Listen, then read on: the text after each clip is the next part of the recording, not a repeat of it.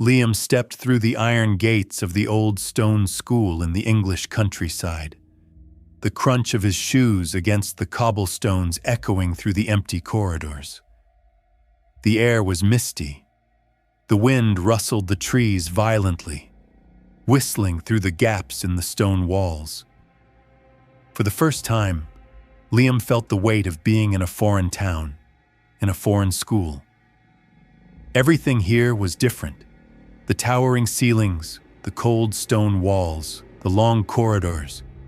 It all felt like the silent echoes of the past. As he walked down the hallway, Liam's eyes flicked to the classrooms. Students were scattered in their desks, teachers quietly instructing. But his attention was immediately drawn to Clara, sitting silently in the corner. Her eyes swept over the room like a predator's, a faint smile tugging at the corner of her lips. At first, Liam thought it was just a glance. But as the days passed, he realized Clara wasn't just watching him. She was observing everyone in the class. The small movements she made unnerved Liam. The feather of her pen, the crease in her notebook, the tiny notes she scribbled. Everything showed him that Clara was recording every detail, analyzing every movement. Liam felt uneasy, but a part of him was also drawn to it, curious about the intensity behind her quiet gaze. Throughout the week, he felt her eyes on him in the classroom and corridors. At first, it was a slight shiver, but it slowly turned into a persistent, creeping unease.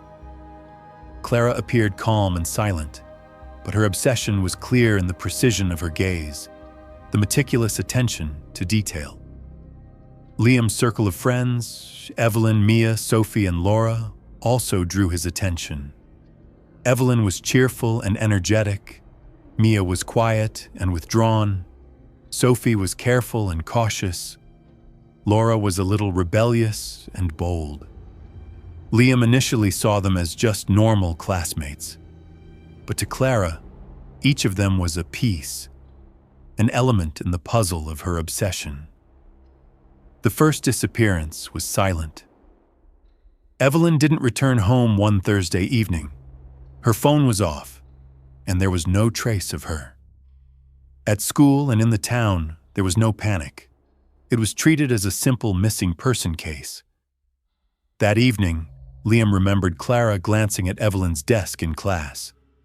That look, faint but chilling, lingered in his mind, though he didn't understand its significance yet. The second disappearance was more noticeable. Mia didn't show up for class. Her belongings were found, but she was gone. Teachers and students panicked. Rumors and fear began to circulate. Liam felt a growing unease watching this unfold, as if an invisible rhythm orchestrated by Clara controlled everything. As time passed, Sophie and Laura vanished one by one. The school became a place of fear and suspicion. Liam tried to ignore it, but Clara's small, subtle movements inside and outside the classroom made him increasingly anxious. Every glance, every quiet step, every note. Clara was no ordinary girl. Nights in his room were no longer peaceful. Liam would open his books, his laptop, but a shadow always seemed to linger.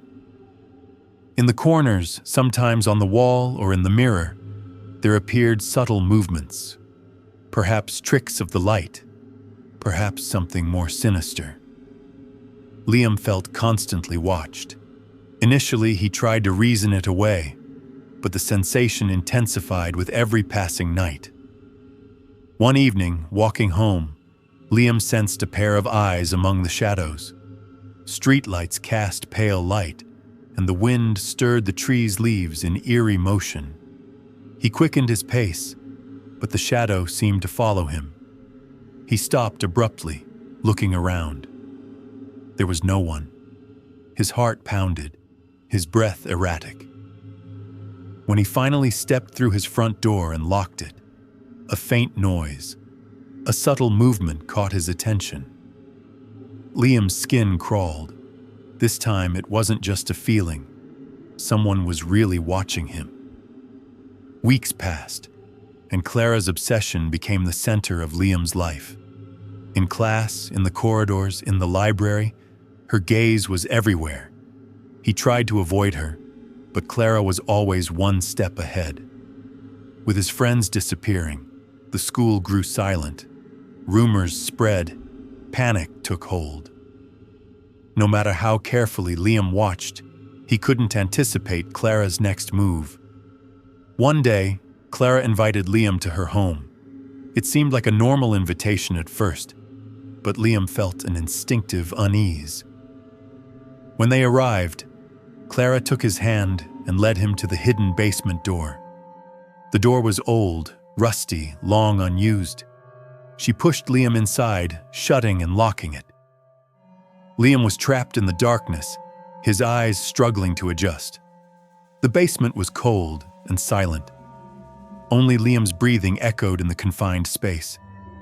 Clara moved silently, carrying a small box.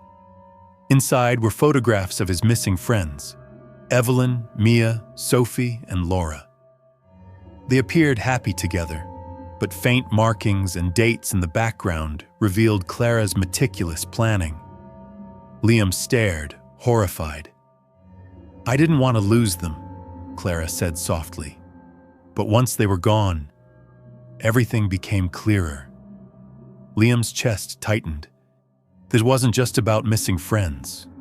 It was a game, a matter of control. Clara stepped closer, her eyes gleaming with the intensity of her obsession. "You're different," she said. "I wanted to see you, to watch you." Liam backed away. The basement was narrow, dark, and suffocating. He thought of screaming, but the echoing walls and shadows silenced him. Clara advanced slowly, reaching out her hand. Liam felt utterly helpless. The basement was now a trap. Clara smiled, locking her gaze on Liam one final time. The apex of her obsession was there in her eyes. Liam realized he had no escape. The truth behind his friends' disappearances was here, in this dark basement, facing him.